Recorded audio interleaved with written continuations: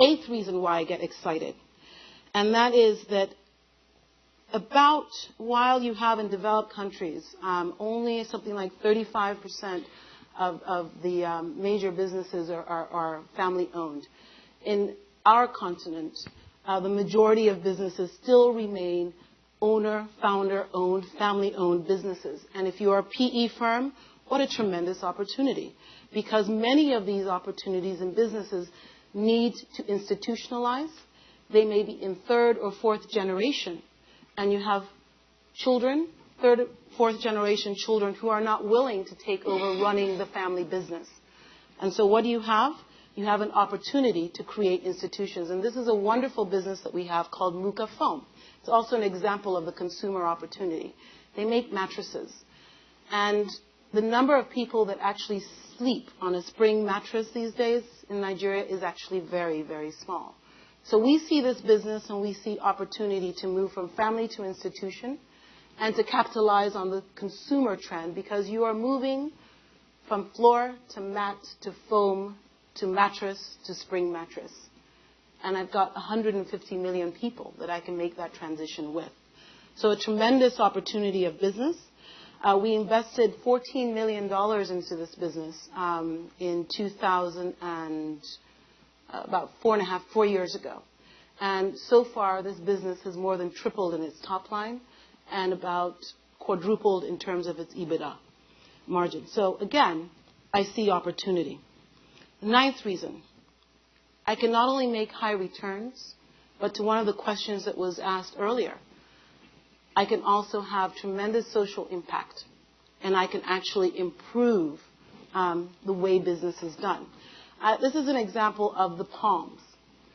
Actis invested in Nigeria's first grade A mall. Now, some people can say that malls are not a great social development, but I think the fact that you can actually have retail space that is modern retail space is a good thing. And it was also a development that created, if you look along the whole chain, probably about 10,000 jobs. Because this is the cornerstone of a business called ShopRite. It's a retail store. And when we were in ShopRite, most of the produce in ShopRite is actually produced locally. And that fact of creating an outlet that allows for a modern distribution chain has had a tremendous impact on the whole supply chain along that, in terms of the way the produce is grown, the way it is delivered, and the way it is sold to the public. Now, it's also a great return. We started this development in November 2006. We sold it to our partner just about 1 year later, and we made a 74% gross IRR and 1.27 times money back. Not bad. But you see these types of opportunities a fair amount. Now, you can imagine, with that type of opportunity space, we've got a lot of competition. And what we're finding now, which is, it's a good thing, though in many ways it's a bad thing. It's a good thing because I think it validates that there is a real opportunity.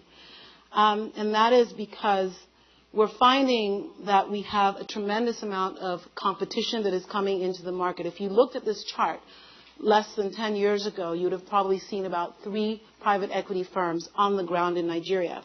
Right now, joining us, you have Carlyle, you have Helios, you have ECP, you have Vine Capital, you have a whole bunch of PE players that did not exist in this market. Some of them have only entered in the last 2 years.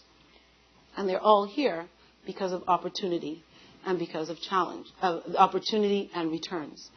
My last slide is, I did say it was laced with some challenges, and it is. And there's a lot of heavy lifting going on to actually get the types of returns that we see. And many times we find businesses where you've got an excellent founder, a visionary, but the management is insufficient. And we spend a lot of time trying to build up management teams. You have businesses that are subscale in their processes. They're not professionalized. And we spend the time and the effort to bring organizational transparency, to bring performance-driven reward systems, and to bring in financial systems and monitoring into things that were previously nascent. You find poor governance. You find inappropriate financial structures.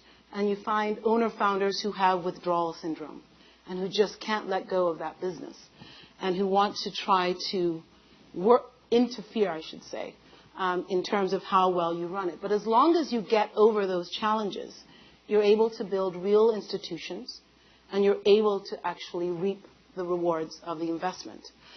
So that's all I wanted to say, a slightly different view. And I am hugely bullish on the investment opportunity in Africa. And I think it's because it has returns. And we've seen that in many of our investments, whether that be a UAC, where we made a 46% return, or in some of the other ones where I gave you examples. But it's hugely rewarding because you make real change happen, you build businesses, and you create precedents and new realities. Thank you.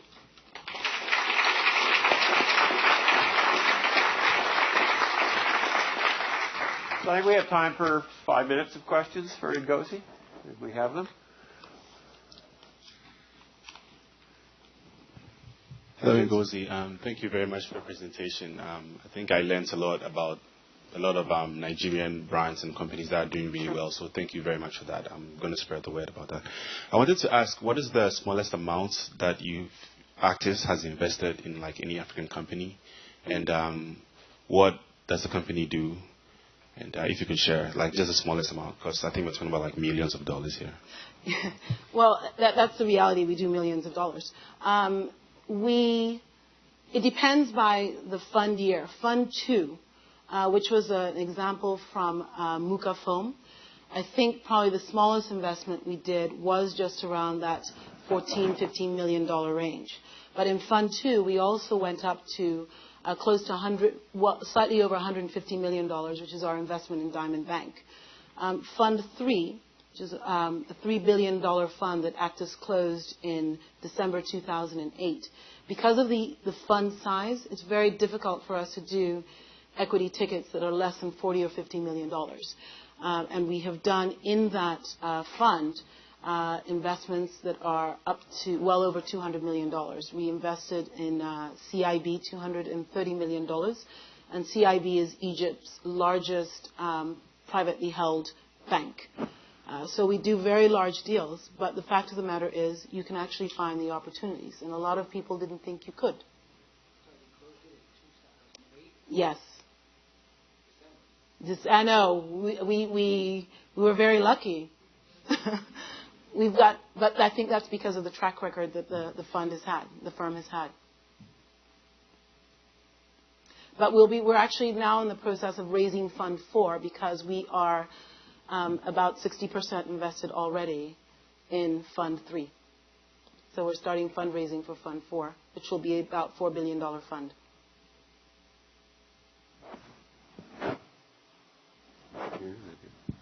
Hi, this was an excellent presentation. Thank you so much. I'm curious about how active you are as funds with respect to the CEO. Are you an active board member, so you throw out the CEO when you don't like her?